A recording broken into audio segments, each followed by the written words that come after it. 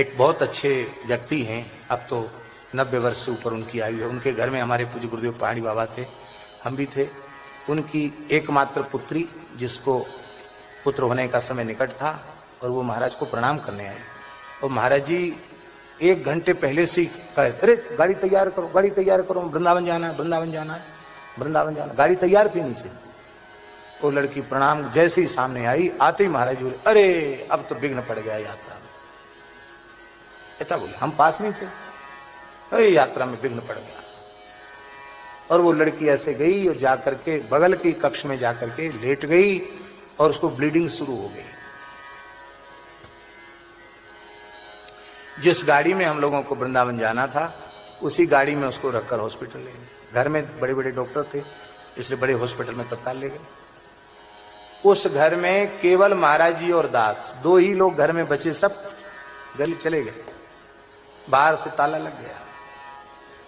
महाराज जी बोले, हमको पता था कि यह होने वाला है, इसलिए मैं पहले से कह रहा था कि यहां से चल पड़ो। अब यहां हमारी उपस्थिति के काल में कोई घटना घटेगी तो भगवान का वेश कलंकित होगा, लज्जित होगा। घर में गुरु महाराज थे, घर में साधु थे, ऐसी घटना घट गई। महाराज बोले, देखो बच्चा, उस लड़की की आयु पूरी हो चुकी है और उसके गर्भ में जो बालक है उसकी भी आयु नहीं है, दोनों की मृत्यु है।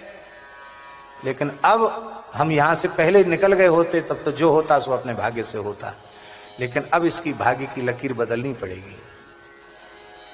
बोले, जाओ तुम एकांत में चले जाओ, मुझे एकांत कर दो। हम दूसरे कक्ष में चले गए, महाराज जी ध्यान में बैठ गए। वहां डॉक्टरों ने मना कर दिया था, लेकिन महाराज जी ध्यान में बैठे कि शरीर में फिर लक्षण आने लगे और डॉक्टरों ने कहा कि अब कहीं नहीं ले जाना पड़ेगा, यहीं हम लोग संभाल लेंगे स्थिति को। और वो आए, महाराज हाँफते।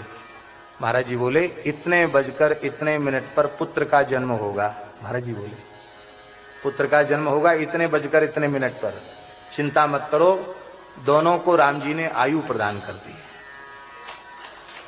और अब गाड़ी तैयार करो, 1 मिनट हम यहां रुकने वाले नहीं है, चलो गाड़ी में हमको वृंदावन भेज के आओ।